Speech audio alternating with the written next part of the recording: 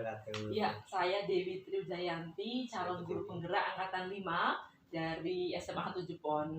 Mohon izin Bapak, pada kesempatan siang hari ini saya mendapatkan tugas terkait dengan demonstrasi kontekstual tentang pengambilan keputusan dari kepala sekolah. Jadi mohon izin nanti saya mewawancarai Bapak terkait dengan pengambilan keputusan yang Bapak ambil di SMA 7 PON. Begitu Bapak. Baik Bu Dewi, saya siap membantu apa yang Bu Dewi butuhkan. Jadi monggo silahkan kalau mau wawancara, sekarang waktunya. Oke? Siap Bapak, terima kasih atas waktunya. Izinkan saya mengajukan beberapa pertanyaan Bapak. Yang pertama, selama ini bagaimana Bapak dapat mengidentifikasi kasus-kasus yang merupakan dilema etika atau rujukan moral? Dilema etika adalah suatu dilema yang berkaitan dengan putusan yang harus diambil sebenarnya sama-sama benar, gitu ya? Ya. Untuk mengambil keputusan harus mengambil keputusan yang sama-sama benar, tapi dalam dua versi dan dalam dua kelompok yang berbeda, maka kita sebagai pimpinan kita harus betul-betul memegang teguh dan tahu tupoksi kita sebagai seorang pemimpin. Ya, dalam hal ini maka kita harus tahu persis masalahnya itu apa, dan yang jelas untuk pengambilan keputusan itu harus berpihak kepada siswa. Harus berpihak kepada siswa.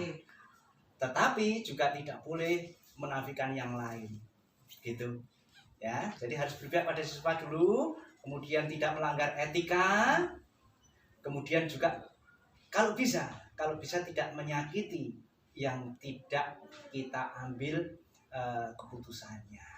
Kalau bisa, tapi kalau harus menyakiti salah satunya, maka segera kita netralisir, kita beri pengertian bahwasanya ini memang harus kita ambil untuk keputusan. Baik Bapak, intinya berpihak kepada murid itu harus berpihak pada muridnya. Kemudian Bapak, bagaimana Bapak menjalankan pengambilan keputusan khususnya di SMA Negeri 1 PON untuk kasus-kasus di mana ada dua kepentingan yang sama-sama benar atau sama-sama mengandung nilai kebajikan? Ya, untuk mengambil keputusan ini sekali lagi kita harus mempertimbangkan banyak hal ya. Iya. Banyak hal, tapi nanti keputusannya satu. Tapi keputusan itu harus bulat. Kita harus yakin keputusan itu benar. Misalnya sama-sama benar tadi. Misalnya ada guru ya, ada siswa berprestasi, seperti contohnya siswa berprestasi selalu mewakili sekolah, kemudian prestasi non akademik olahraga misalnya sangat bagus sekali. Kemudian tentu saja kalau mereka sering berlomba, latihan dan sebagainya, meninggalkan sekolah dan meninggalkan pembelajaran bidang studi lain. Nah, kalau bagi saya, maka anak tersebut berhak mendapatkan nilai yang baik untuk semua mapel, gitu, untuk semua mapel. Karena apa? Karena dia sudah melampaui kewajibannya. Ya, kewajibannya belajar, tidak hanya belajar, dia sudah melomba mewakili sekolah dan ternyata dia bisa berprestasi. Berprestasi artinya mengharumkan nama sekolah, dan mereka dibuktikan dengan adanya sertifikat, medali dan sebagainya. Maka apabila ada siswa yang seperti ini, maka siswa tersebut berhak mendapatkan nilai akademik juga yang baik. Kalau ada guru-guru yang kurang setuju dengan itu, maka kita perlu ada pendekatan bahwasanya tugas kita membuat anak itu berprestasi, dan dia sudah berprestasi di bidangnya ya, di bidangnya, tidak harus pada semua bidang tapi di bidangnya, dan ya kita beri pengertian. Kemudian kalau dia tidak mau mengerti juga, maka kita harus menggunakan otoritasnya. Jalankan ini karena sudah melampaui, anak tersebut berhak untuk mendapatkan nilai yang baik. Baik Bapak, kemudian untuk langkah-langkah atau mungkin prosedur seperti apa yang mungkin sudah Bapak lakukan selama ini terkait dengan pengambilan keputusan yang dilema etika? Ya, tentu saja selama ini saya mendengarkan dari sana sini ya, masukan dari sana sini, dari Bapak Ibu guru, dari siswa juga, dari orang tua dan sebagainya, bahkan dari tenaga kependidikan pun kita dengar. Akan tetapi yang kita dengarkan itu bukan semata-mata nanti kita jadikan sebagai rujukan kita untuk mengambil keputusan. Itu bukan. Untuk pengambilan keputusan maka sesuai dengan kewenangan kita, sesuai dengan kearifan kita, dan apa ya sesuai dengan tujuan awal. Tujuan awal harus ini, harus berpihak pada anak, berpihak pada anak, menyenangkan anak, tidak boleh tidak boleh membeda-bedakan ya, membeda-bedakan itu. Maka ya disitulah kita harus mengambil keputusan. Keputusan di tangan kita, kewenangan kita gunakan. Kita tidak bisa mendengarkan yang lain ketika sudah mengambil keputusan. Siap. Kemudian Bapak, untuk hal-hal apa saja yang selama ini Bapak anggap sangat efektif dalam pengambilan keputusan, khususnya pada kasus-kasus dilema etika? Yang paling efektif, kita tidak boleh mendikte. Ya, kita tidak boleh mendikte, tapi kita harus mendengarkan apa maunya Bapak Ibu guru, apa maunya anak-anak, apa maunya yang terdapat pada lingkaran dilema itu. Kita dengarkan saja dulu. Kemudian kita sharing. Nah, baru ketika kita sudah mendengarkan, sharing dan sebagainya, kita sudah punya keyakinan yang mantap untuk mengambil keputusan, maka itu yang kita ambil. Begitu. Kemudian mungkin ada tantangan dalam pengambilan keputusan, khususnya kasus-kasus dilema etika, Bapak. Ya, tantangan selalu ada. Ya, selalu ada. Karena yang kita hadapi itu tidak hanya 1-2 orang. Ya, yang mempunyai latar belakang berbeda, mempunyai cara pandang berbeda. Itu yang menjadi tantangan kita. Dan itu uniknya seperti itu. Itu bukan tantangan, tapi itu bagi kita adalah bagaimana kita bisa mengambil itu sebuah seni dalam mengambil keputusan. Begitu. Kemudian apakah Bapak memiliki jadwal tertentu dalam penyelesaian kasus dilema etika? Apakah Bapak menyelesaikan di tempat, ataukah mungkin Bapak memilih sebuah jadwal untuk menyelesaikannya? Bentuk atau prosedur seperti apa yang Bapak jalankan? Ya, untuk jadwal dan waktunya itu tergantung ya, tergantung dari seberapa besar dilema etika itu nanti berpengaruh terhadap sekolah, terhadap siswa, nasib siswa dan sebagainya. Ya, itu menyesuaikan ya. Menyesuaikan. Jadi tidak ada tinggal waktu. Kalau bisa diselesaikan cepat, maka kita ambil keputusan secara cepat. Tapi kalau tidak, maka ya kita sempatkan dulu berpikir, mendengarkan sana sini, mendengarkan. Iya, tapi tidak digunakan untuk nanti dia menekan kita untuk mengambil keputusan, enggak. Ya, jadi keputusan itu tetap otoritas kita ambil dan kita harus yakin dengan keputusan kita. Baik Bapak. Kemudian apakah seseorang ada yang mungkin sangat berpengaruh atau faktor-faktor apa yang selama ini mempermudah atau membantu Bapak dalam mengambil keputusan terkait dengan kasus-kasus dilema etika? Ya, banyak sekali ya.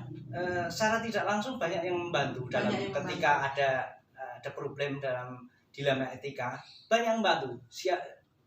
Ketika mereka itu tahu akan dilema etika itu, setiap orang itu pasti akan berusaha menyampaikan pendapatnya. Nah, itu yang kita dengarkan. Ya, kalau memang itu realistis, bisa dijalankan, baik, bijak tidak harus. Ya, baik dan bermanfaat, maka itu yang kita ambil. Jadi orang sekeliling kita itu yang bisa membantu juga. orang di sekeliling ya Iya, Bapak. orang sekeliling kita, bantu kita. Kemudian dari semua hal yang telah Bapak sampaikan, pembelajaran apa yang Bapak petik dari pengalaman-pengalaman Bapak selama ini dalam pengambilan keputusan dilema etika? Pembelajaran yang bisa saya ambil dalam menyelesaikan dilema etika itu adalah kita harus yakin dengan apa yang harus kita ambil, keputusan yang harus kita ambil, dan kita harus menguasai dilema etika apa jenisnya. Kan dilema etika kan banyak. Banyak. Kemudian skalanya seperti apa, itu yang harus kita ketahui dulu, kita kuasai dulu. Kemudian baru nanti kita mengambil keputusan, dan manfaatnya bagi kita adalah kita menyelesaikan pekerjaan kita. Gitu. Baik Pak Budi, terima kasih sudah menyempatkan waktu untuk wawancara dengan kami. Semoga keputusan-keputusan yang Bapak ambil dalam permasalahan dilema etika semuanya bisa berpihak pada murid. Amin. Kemudian berdasarkan nilai-nilai kebajikan universal. Betul. Serta bisa dipertanggungjawabkan. Amin. Terima kasih. Assalamualaikum. Waalaikumsalam. Assalamualaikum warahmatullahi wabarakatuh, Bapak. Assalamualaikum warahmatullahi wabarakatuh. Iya. Ada yang bisa saya bantu? Iya, Bapak. Begini, saya Dewi Triuzayanti, calon guru penggerak dari SMA 7 PON Angkatan 5. Pada kesempatan kali ini saya mohon izin mau minta bantuan Pak Rofik selaku kepala sekolah. Jadi terkait dengan tugas kami di demonstrasi kontekstual untuk mewawancarai terkait dengan pengambilan keputusan yang Bapak ambil mengenai kasus-kasus yang terjadi sehubungan dengan dilema etika. Mohon izin saya wawancarai nih Bapak. Siap. Ya Bapak, selama ini bagaimana Bapak sendiri mengidentifikasi kasus-kasus yang merupakan dilema etika atau rujukan moral Bapak? Ya, sebenarnya banyak sekali kasus-kasus merupakan dilema etika. Itu biasanya terkait dengan teman, dan juga dengan pimpinan. Biasanya satu sisi kita harus menjaga perasaan teman, satu sisi kita juga kadang-kadang juga harus mengamankan kebijakan dari pimpinan. Tapi ya kita kebijakan apa ya, tapi kadang-kadang itu kita juga kesulitan mengambil suatu keputusan. Contoh yang terakhir ini katanya dengan hubungan dengan temannya. Ketika saya sampaikan saya butuh guru matematika, banyak si A nyadar ke ini karena ada hubungan saudara, si B nyadar ke ini karena anaknya, C nyadarkan ini keponakannya. Itu kan kita juga sulit. Satu sisi kita harus menjaga dengan teman, satu sisi tidak mungkin bisa diterima semua. Akhirnya supaya kebutuhan sekolah tercukupi dan saya bisa menjaga perasaan dengan teman, maka ketiga-tiganya saya undang. Saya tes mikroresin, wawancara, saya melibatkan teman-teman yang tidak ada hubungannya apa-apa. Akhirnya biar teman-teman yang memutuskan. Akhirnya keputusan bisa diambil berdasarkan hasil dari mikroresin dan dengan teman-teman, ya sudah, akhirnya selesai. Nah saya ya meskipun tetap merasa tetap perasaan dengan teman tetap, tapi kan minimal terkurangi. Itu diantaranya seperti setidaknya netral Pak ya. Iya. Iya. Kemudian Bapak, bagaimana Bapak menjalankan pengambilan keputusan di sekolah Bapak, terutama tentang kasus-kasus di mana ada dua kepentingan yang sama-sama benar terkait dengan dilema etika atau sama-sama yang mengandung nilai kebajikan. Ini ya kadang-kadang itu ya dilematis seperti itu, dilematis ya. Tapi kan harus diambil keputusan. Iya. Karena prinsip saya lebih baik memutuskan meskipun akhirnya keputusan itu nanti salah. Iya. Dibanding dengan selalu ragu-ragu tidak mengambil keputusan. Biasanya kalau ada hal yang seperti ini, saya kumpulkan teman-teman, pembantu kepala sekolah. Kemudian saya minta untuk membuat rancangan keputusan dari beberapa plan A, plan B, plan C, katakan 3 opsi. Nah dari masing-masing opsi itu dikaji kekurangan dan kelebihannya. Setelah dikaji itu, ya akhirnya kita sepakati, kita mencari ya risiko yang terkecil. Jadi disiapkan opsi-opsi, kemudian dikaji opsi-opsi itu kekurangan dan kelebihannya. Akhirnya dengan mengkaji itu ya kita ambil keputusan. Nah kalau sudah jadi keputusan ya sudah kita jalankan apapun risiko, karena yang namanya keputusan itu pasti selalu ada risiko.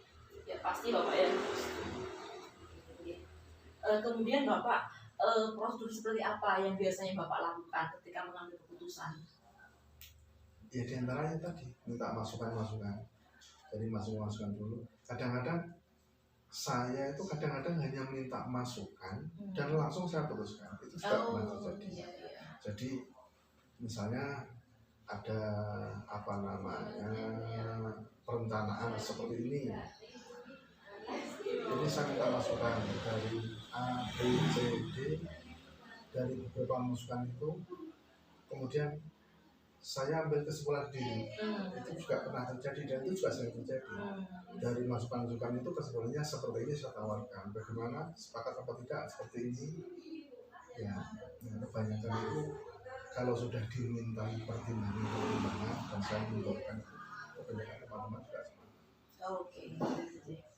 Ya, kemudian Bapak, hal-hal apa saja yang selama ini Bapak anggap efektif dalam pengambilan keputusan pada kasus dilema etika? Ya, terkait dengan dilema etika. Jadi kalau masalahnya itu dilema etika, saya tetap melibatkan teman. Jadi efektif itu melibatkan teman, minta masukan-masukan, sehingga yang muncul keluar itu adalah sepertinya keputusan tim. Keputusan tim, kepala sekolah hanya menjadi legalitas. Ya meskipun sebelumnya kepala sekolah juga sudah memberikan banyak hal terkait dengan bagaimana nanti kita mengambil dua hal yang ya ini sama-sama baik, ya sama-sama baik, tapi kan tidak mungkin keduanya kita ambil.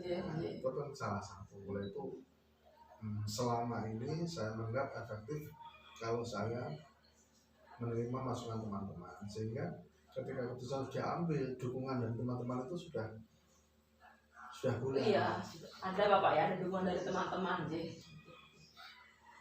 Iya Bapak, kemudian hal-hal apa saja yang selama ini menjadi tantangan dalam pengambilan keputusan terkait dengan dilema etika? Mungkin Bapak pernah mengalami, pasti banyak kasus nih dilema etika yang Bapak alami lah. Mungkin bisa Bapak sebutkan tantangan-tantangan apa saja ketika Bapak mengambil sebuah keputusan? Ya, biasanya tantangan ini apalagi di SMP 1 itu ya, banyak orang punya kepentingan. Iya. Kadang-kadang juga yang punya kepentingan itu punya power. Oh iya. Kemudian kadang-kadang memaksakan. Ya, memaksakan. contoh satu hal, misalnya saja dalam hal PPDB, yang namanya online itu kan ya harus terpenuhi semua, berkasnya harus terpenuhi, tapi kadang-kadang juga mereka itu nggak mau tahu. Istilahnya kuantitatif ini harus bisa. Nah, seperti itu biasanya kan saya kembalikan, saya sampaikan. Ini seperti ini. Kalau misalnya panjenengan bisa mencukupi persyaratan ini ya oke, bisa. Kami hanya tenaga peneliti input dari berkas-berkas dan tanda tangan pernyataan dan berkas ada pada ya orang. Itu biasanya kalau mereka itu nggak terakomodir, ya seperti itu resikonya. Dianggap nggak bisa kerja, dianggap ini, dianggap itu, dan itu resiko. Bahkan ada yang sampai memanggil, marah-marah, dan itu resiko benar seperti itu.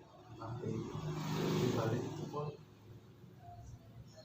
meskipun terbuka, tapi bukan itu ya saya anggap hal yang wajar, karena saya bukan orang yang tidak terlalu berbicara.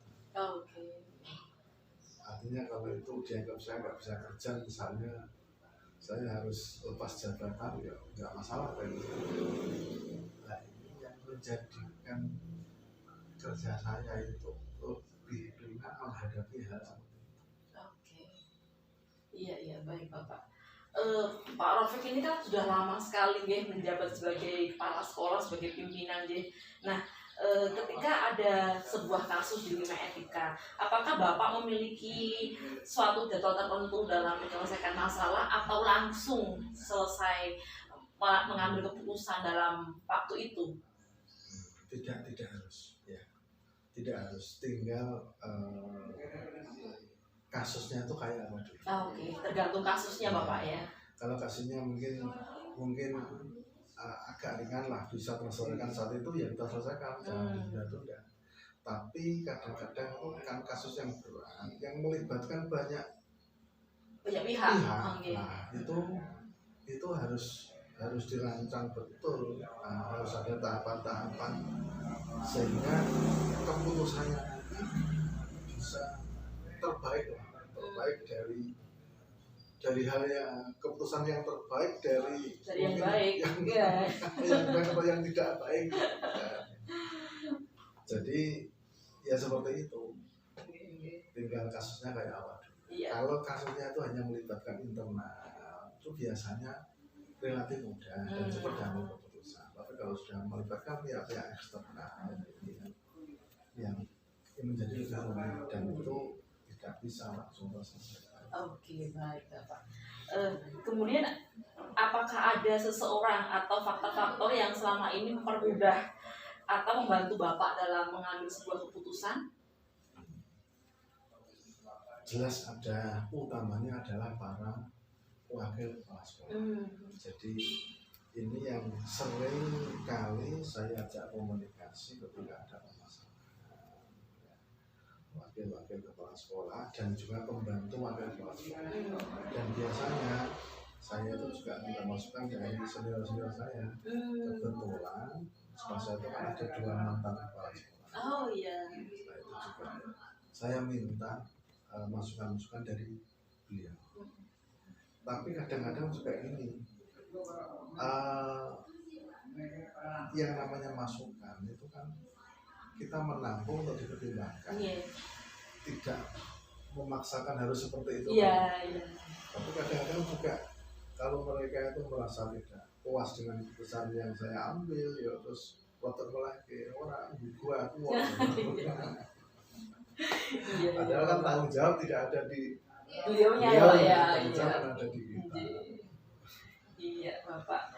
Nah ini Bapak yang terakhir, dari semua hal yang Bapak sampaikan, kira-kira pembelajaran apa sih yang Bapak bisa ambil untuk bisa Bapak sharingkan ke kami terkait dengan pengambilan keputusan tersebut Bapak?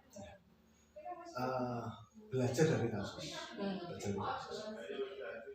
Kadang-kadang saya lihat untuk seorang pejabat itu kalau dalam hal-hal teknis itu tidak sulit, bisa dipelajari. Teknis itu kan teknis kerja, tahapan-tahapan kerja, kita punya target apa yang mau kita capai, terus tahap-tahapnya bagaimana, kemudian mengikuti aturan pemerintah, itu kan teknis sekali, itu mudah sekali. Tapi ketika masalah-masalah itu non teknis, ini memang perlu belajar terus, perlu belajar. Oh, kasus dulu seperti ini, tensinya seperti ini, nanti mungkin kasus lagi seperti ini. Nah, kita tetap harus belajar kan, ya itu tadi. Kuliah melawan. Iya, iya. Di kuliah jadi belajarnya langsung dalam studi kasus. Jadi kasus itu betul-betul memang untuk pengalaman, belajar. Dan biasanya makin banyak mengalami kasus hal seperti itu, akhirnya juga kita itu ya terbiasa. Insinya semakin kuat Pak ya, semakin tajam. Ya, misalnya pertama itu menghadapi pihak ketiga, pihak apa itu masalah otor ini, tapi kedua ketiga akhirnya juga biasa Pak ya. Ya. Memang ini ya Pak ya, harus belajar dan memang pengambilan keputusan adalah sebuah keterampilan yang diasah terus Bapak ya. Tapi ya itu pesan saya, jangan pernah meninggalkan teman. Minimal minta masukan-masukan dan juga disampaikan masukan-masukan itu ditampung, tapi tidak harus keputusan kita itu sesuai dengan masukan mereka. Iya, iya. Minimal kalau sudah dimintai masukan, mereka juga merasa dihargai ya. Sehingga dukungan kepada kita setelah kita ambil mereka merasa dihargai. Siap.